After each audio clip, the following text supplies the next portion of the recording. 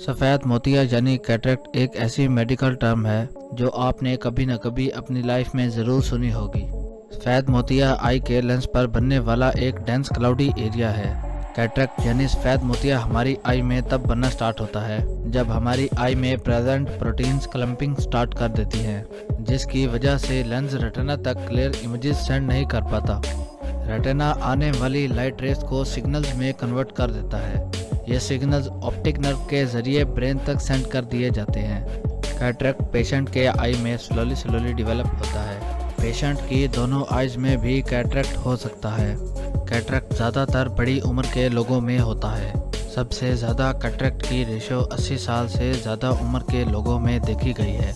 अगर कैटरेक्ट के common symptoms की बात करें तो कैटरेक्ट के सिम्टम्स में blurry vision and double vision, रात के वक्त देखने में मुश्किल पेश आना, कलर्स को आइडेंटिफाई ना कर पाना, लाइट के गिर्द हेलोस देखना शामिल है।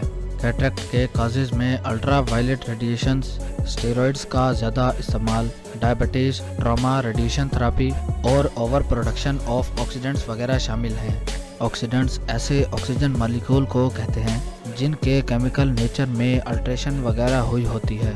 कैटरेक्ट के डेवलपमेंट के प्रोसेस और लोकेशन की बेस पर इसे डिफरेंट काइंड्स में डिवाइड किया गया है, जिनमें से कुछ काइंड्स को हम यहाँ डिस्कस कर लेते हैं।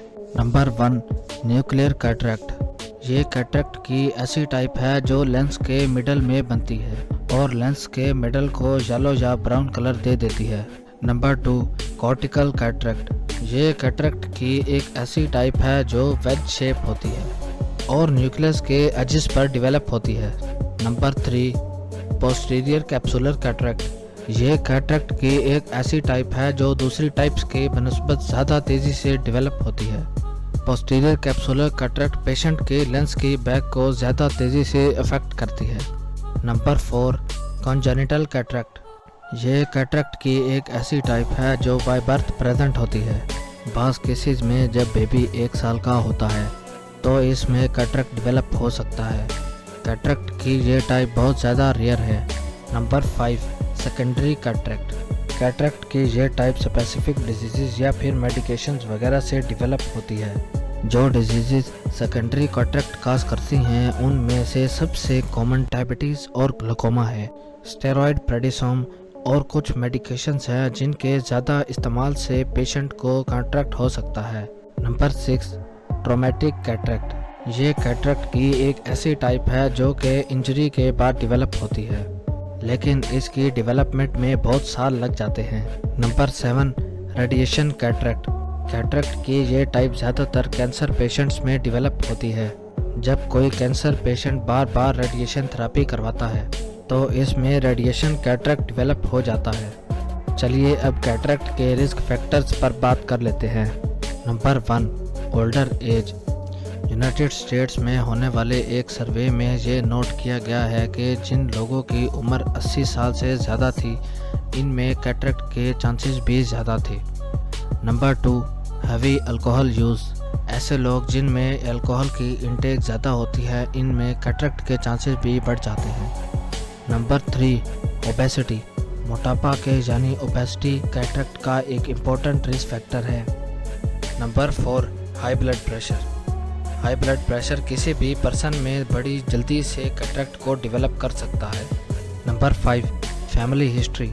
अगर किसी पर्सन की फैमिली में कैटरेक्ट की रेशो ज़्यादा हो तो इसमें भी कैटरेक्ट की रेशो बढ़ जाती है।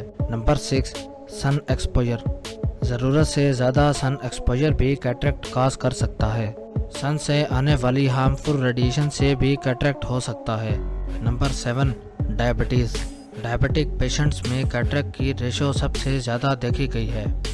अगर कैटरेक्ट के डायग्नोसिस पर बात की जाए तो डॉक्टर सबसे पहले कैटरेक्ट के डायग्नोसिस के लिए विज़न लेते हैं।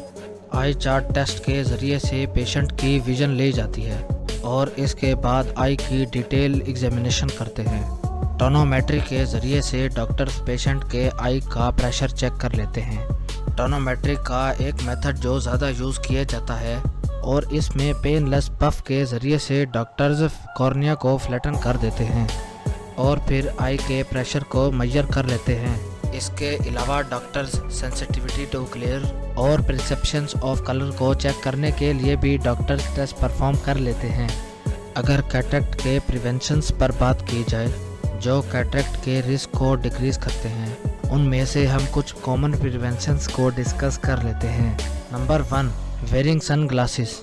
सन ग्लासेस पहनने से कैटरेक्ट के रिस्क फैक्टर्स कम हो जाते हैं क्योंकि सन ग्लासेस हमारी आइज़ को अल्ट्रा वायलेट रेस से प्रोटेक्ट करते हैं। नंबर 2, रेगुलर आई एग्ज़ाम। अगर रेगुलर बेसिस पर आई एग्जामिनेशन करवाया जाए तो इससे भी कैटरेक्ट के काजेस कम हो जाते हैं। Number 3, prevent smoking. नंबर 4, हमें ऐसे फ्रूट्स और वेजिटेबल्स खाने चाहिए जिनमें एंटीऑक्सीडेंट्स मौजूद हों। ऐसे फ्रूट्स और वेजिटेबल्स के इनटेक से कैटरेक्ट के चांसेस कम हो जाते हैं। हमारी बॉडी में बहुत सी प्रोटीन्स मौजूद हैं जो हमारी बॉडी के टिश्यूज़, मसल्स और ब्लड वगैरह को बनाती हैं।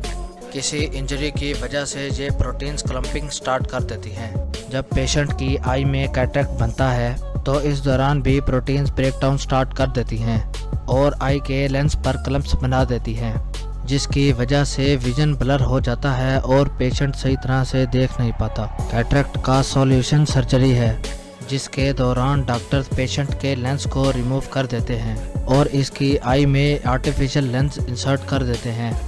सो होप आज की इस वीडियो से आपको कुछ न कुछ नया जानने को मिला होगा। सो प्लीज़ जाने से पहले हमारे यूट्यूब चैनल को सब्सक्राइब करते जाइए। Thanks for watching. अगर आप ऐसे ही एजुकेशनल वीडियोस को लाइक करते हैं तो हमारे चैनल को सब्सक्राइब करें। Thank you.